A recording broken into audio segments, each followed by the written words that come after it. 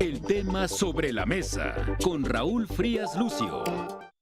Ya estamos en el tema sobre la mesa. Gracias por acompañarnos aquí en Mega Noticias y desde luego saludo con mucho gusto a Víctor Hugo Hernández luego de unos días de ausencia y que estamos Bienvenido recuperando. Raúl, bienvenido, Gracias. bienvenido a tu casa, bienvenido a tu espacio y bueno, pues se te extrañó, pero así es esto. Adelante Gracias. pues. No hombre, a ver, pero está esto empezando con mucha fuerza. Inicia este 1 de abril, este lunes, inicia fuertemente ya. Los últimos van a ser en total 59 días que faltan para que acaben las campañas, vengan luego esos 3 días de silencio, de reflexión, para que el domingo 2 de junio estemos los mexicanos votando por los candidatos a la presidencia, gobernadores, senadores, diputados, la elección más grande.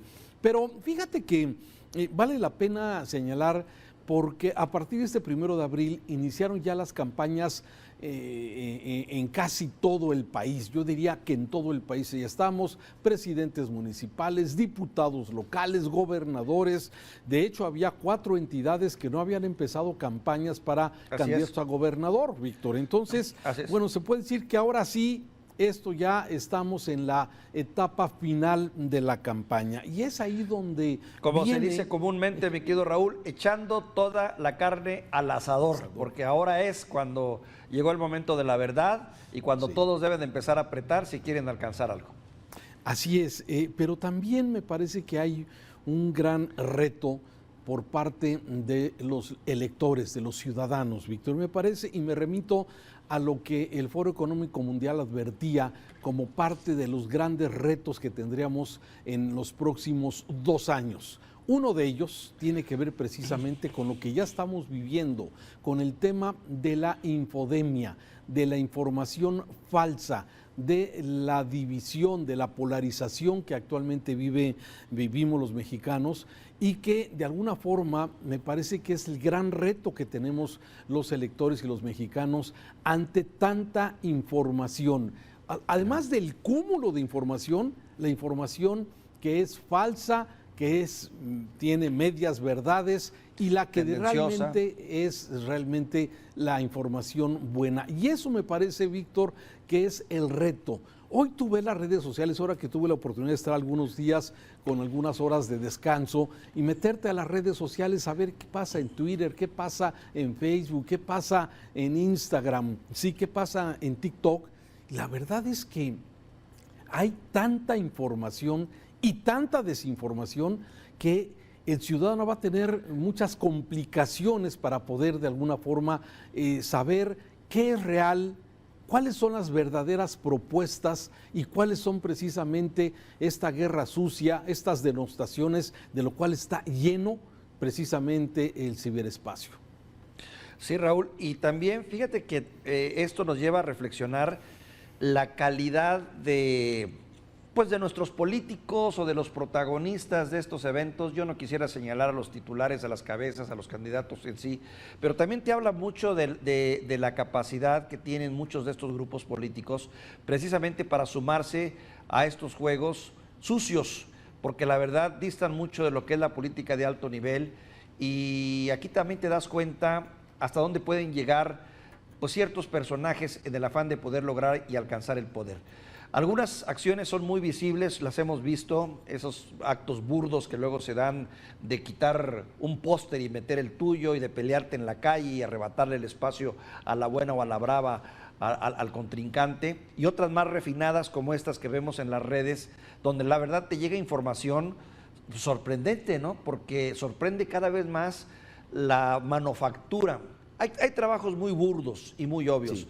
Y cuando tienes cierta información o estás enterado o has estado leyendo o has seguido las noticias, pues te das cuenta del enjuague. Pero el problema es cuando no, cuando te agarran en tus 5 minutos de buena fe, te sorprenden y luego tú involuntariamente te vuelves en un repetidor natural de esas mentiras, hasta llegar a crear una percepción que puede ser muy peligrosa, sobre todo en procesos como los que estamos viviendo.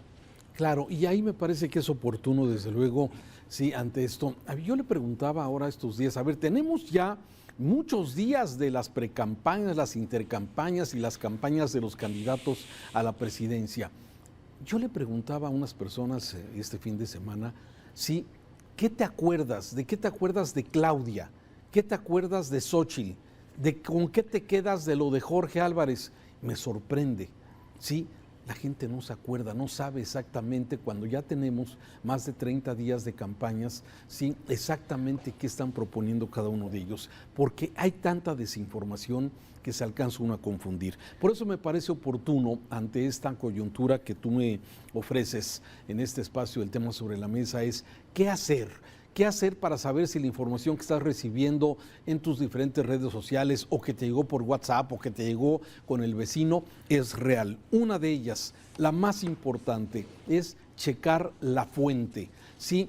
La fuente es la clave para poder identificar si una nota puede ser seria o puede ser un invento, o puede ser una media verdad o está distorsionada. Entonces, si tú identificas la fuente, un medio que sea confiable, que le tengas tu confianza a ese periodista, a ese comunicador, a ese medio de comunicación, a esa estación de radio, a ese canal de televisión, ahí vas de gane. 1, 2, ¿sí? Siempre ¿de quién es la información? Es otro punto. ¿Está firmada la información? ¿Tiene una cabeza? ¿Tiene un titular? ¿Hay alguien que esté respaldando la información que se está dando respecto a cualquier cosa que se esté hablando de las campañas políticas? ¿Sí?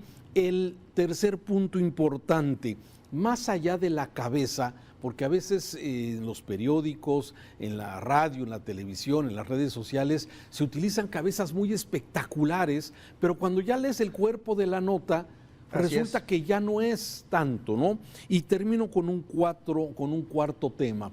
Hay que tener mucho cuidado con el tema de los algoritmos dentro de las redes sociales. A ver, tú eres una persona que te gusta leer críticas al presidente López Obrador, ¿sí? Te va a estar alimentando ese algoritmo que tienen las redes sociales, te va a estar mandando información de eso nada más. Si eres un adulador del presidente López Obrador, te va a estar llegando información precisamente de esto. Entonces, eso es lo que hay que tener claro, Víctor. Me parece que los candidatos van a hacer, por un lado, sus propuestas de campaña, pero por otro lado también ya está documentado que hay dinero que le están metiendo los partidos políticos, ¿sí?, a las campañas negras, es decir, a tratar de desprestigiar al otro. Entonces, el ciudadano, el elector, ¿sí?, está bombardeando, está recibiendo un bombardeo de información que no sabes exactamente cuál es sí, cuál es no, cuál es verdad, y ahí de ahí me parece muy importante estos puntos que recomienda la Organización Mundial de la Salud, porque fíjate, y termino con esto, la infodemia está catalogada como una epidemia de información. Con la epidemia que tuvimos del COVID, aprendimos que hay, bueno, que los virus se propagan, sí, y se multiplican, como pudimos ver a la gente cómo nos enfermamos de COVID y mucha gente lamentablemente perdió la vida con este virus. La infodemia es exactamente lo mismo, es esta información falsa que se distribuye en una forma generalizada, sí, a través de información falsa con sus efectos negativos, desde luego. Sí, bajo la premisa de este ideólogo alemán, ¿no? Goebbels, ¿no?, que decía que una mentira repetida 1000 veces terminaría convirtiéndose en una verdad que las masas iban a creer. Yo agregaría dos elementos más, Raúl. Apelar un poco a nuestra capacidad de análisis. Entiendo que el sentido común es algo complicado en cada uno de nosotros, pero también hay que usar el sentido común y pensar si esa nota, ese señalamiento, esa acusación, que a veces son estrambóticas, son exageradas o son totalmente fuera de sitio, tiene sustento. O sea, también pensar y reflexionar un poco en lo que uno lee. Y decías tú lo del algoritmo, es muy cierto, pero también hay otra tendencia que tenemos mucho los seres humanos. Tendemos a leer lo que sentimos que es afín a nosotros. Si tú empiezas a leer algo que choca contra tu estructura mental, contra tu ideología, contra tus valores, tiende uno a soltarlo, tiendes a rechazarlo, cuando no debería de ser así, deberías de ser abrirte y decir, a ver, ¿qué me quieren decir? Pero uno tiende a decir, no, esto no va conmigo, y le das vuelta a la hoja y y evades el tema, te vas a otra cosa. Esos son factores que también no ayudan en estos procesos. Y aquí lo fundamental es lo que nos estamos jugando, como alguna vez ya lo comentamos, Raúl. No solo es un cambio de estafetas de gobierno, estamos ante dos proyectos de nación en los que los mexicanos tenemos la oportunidad de definir hacia dónde queremos que este país vaya. De ahí la necesidad de combatir este problema de la infodemia que tú bien señalas e insistir en esos puntos que mencionaste hace un momento, que son verdadero problema de sanidad social en este momento para nosotros. Sí, porque esta visión, ¿no? A ver, ya lo hemos comentado en varias ocasiones, mientras que la candidata de Morena, ella ve que vivimos en un país tranquilo, donde el diagnóstico que presentó la Conferencia del Episcopado Mexicano en días pasados era de que había turbulencia, de que había un exceso de violencia. Ella no está de acuerdo con eso. Ella coincide con lo que el presidente ve, que vivimos en un país feliz, ¿sí? Mientras que tenemos estas tragedias que estamos viendo en diferentes partes del país. Entonces, ¿es una visión, sí? ¿O estamos trabajando con los otros datos? Y eso me parece que es uno de los riesgos más importantes en esto. Realmente estamos en una situación de tranquilidad cuando tenemos 180,000 homicidios, cuando tenemos 40,000 desaparecidos. Realmente estamos viendo las cosas negras, grises algunos, y realmente la situación, ¿estamos bien?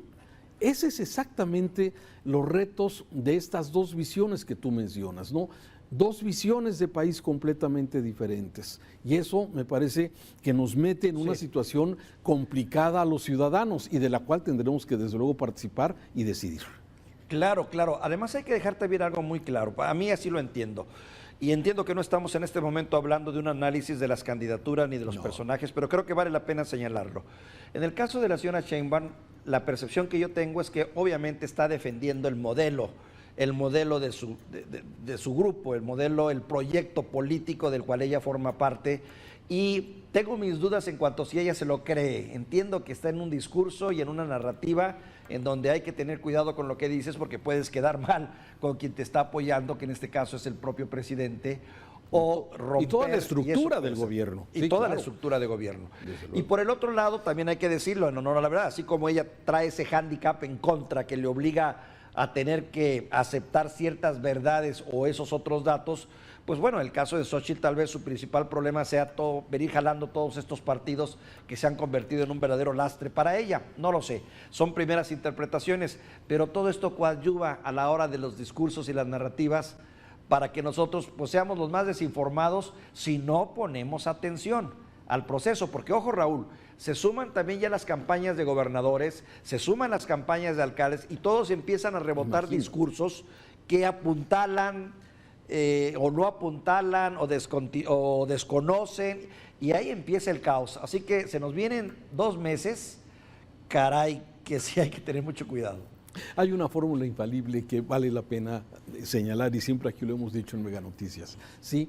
Siempre hay que analizar los antecedentes de los candidatos. Ese candidato a la ciudad, ese candidato al gobierno del estado, ¿sí? ¿Cuáles son sus antecedentes? ¿Cuáles son, digamos, su forma de vida? ¿Corresponde su forma de vida a sus ingresos? No vaya a ser como el caso de Rocío Nale en Veracruz, que aparentemente su economía era de una servidora pública promedio y ahora sale que es dueña de casas y casas y casas en muchas partes o sea, tenemos que investigar. Ella dice que ella no, ella dice que es de su sobrina o de su esposo, ¿no? De su esposo, ¿no? Pero bueno, pero así le fue este fin de semana, se paró en la parroquia que tú conoces perfectamente bien, uno de los restaurantes más emblemáticos de Veracruz, y tengo entendido que le fue como en feria, la rechifla, hasta donde tengo información. Fuera, la corrieron. Pero bueno, a ver, independientemente de esto, me parece que la fórmula funciona.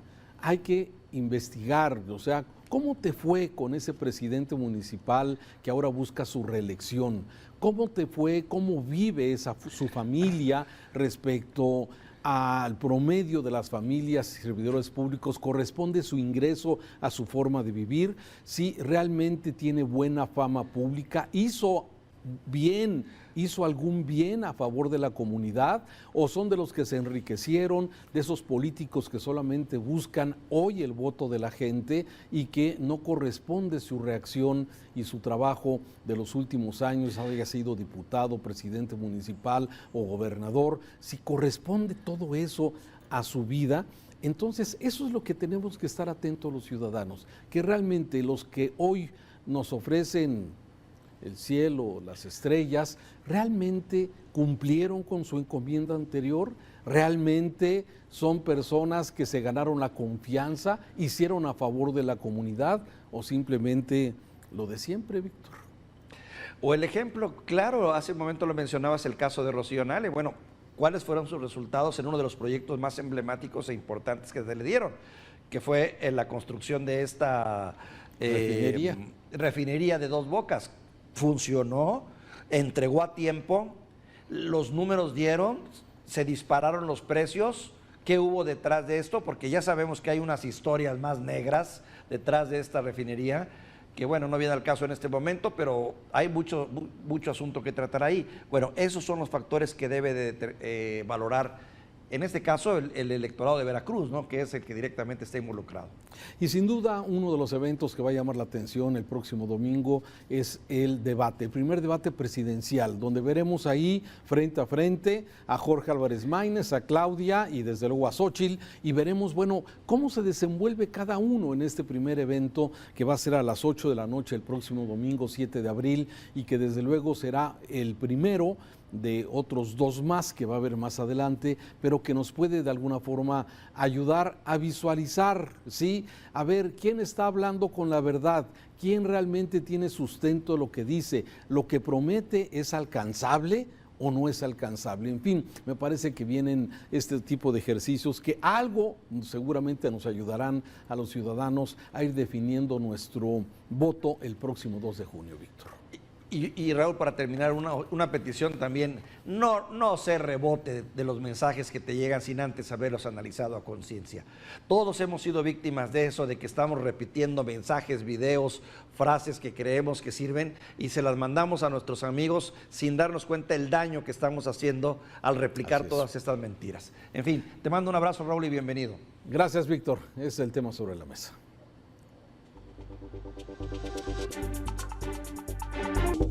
El tema sobre la mesa.